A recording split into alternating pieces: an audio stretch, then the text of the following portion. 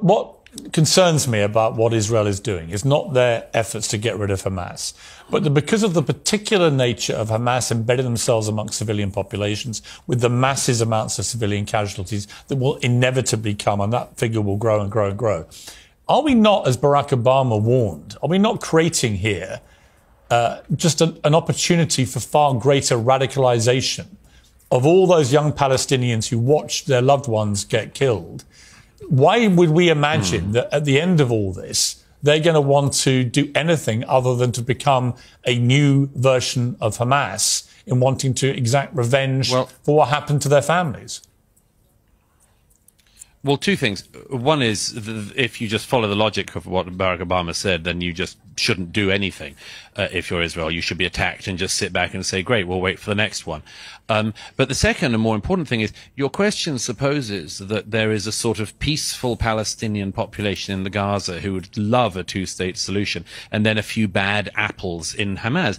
I think that's not true. Why is it that when one of the victims of the music festival, a poor young German Jewish girl, who it seems was raped and then brutally murdered and taken into the Gaza naked. Why was it that you can find, and anyone can find this online, a crowd of ordinary Gazans? It wasn't Hamas, it wasn't a Hamas rally. Ordinary Gazans spitting on her body, hitting her body, mutilating her body further as it went down the street. Does that strike you, Piers, as a placid population of peacenik types who are just desperately waiting for a two-state solution to be put back on the table for the millionth time in the last 70-something years? It doesn't seem like that to me.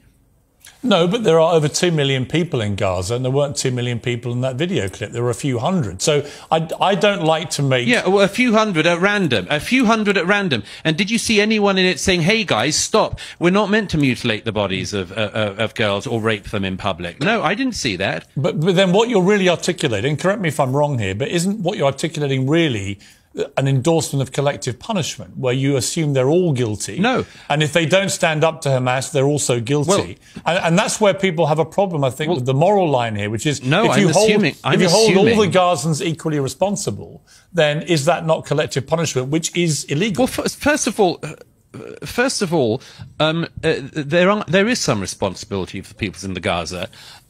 If you elect Hamas and they kill Fatah, and then they remain in power for all of the years afterwards, I'm afraid that there is some responsibility of the people in that situation. You know, when the Germans had Adolf Hitler come to power and voted for him, we in Britain took the view that the German people were responsible in some way. So I'm not for collective punishment per se, but nor am I for this idea that there is something unique going on in the Israeli-Gaza context that we in Britain couldn't understand. Actually, there is one unique thing. In our own history, there is very similar things. But there is one unique thing, which is that the population of Gaza is pretty unique in that nearly half of the population are children.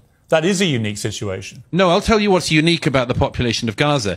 It's the only population in the world where people routinely claim Israelis are committing genocide, but which has a population boom all of the time. I mean, that strikes me as being quite an interesting thing about the Gaza.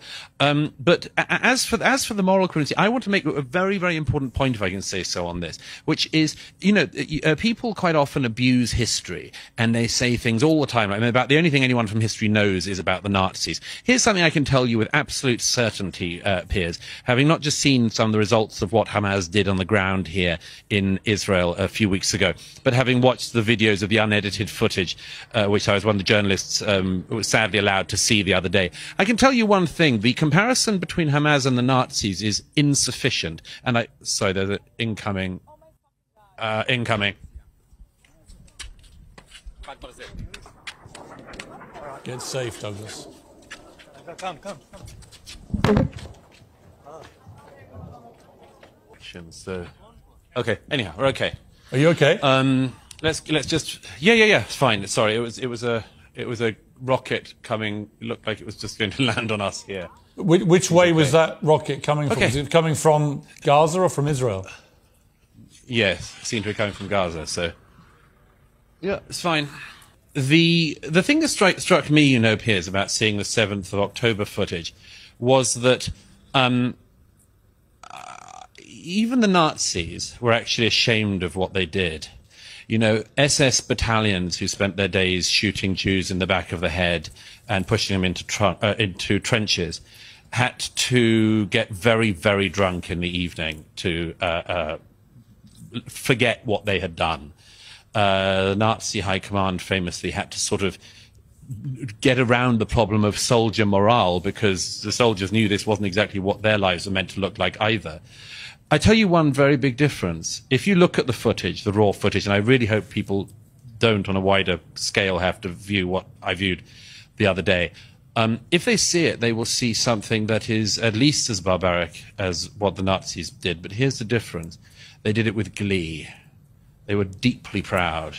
You see people trying to, taking the head off a young Israeli man with a shovel and then calling their parents back in Gaza and telling them, Father, Father, I've killed 10 Jews with my own hands. Get mother on the phone. I want to tell her how great a job her son has done.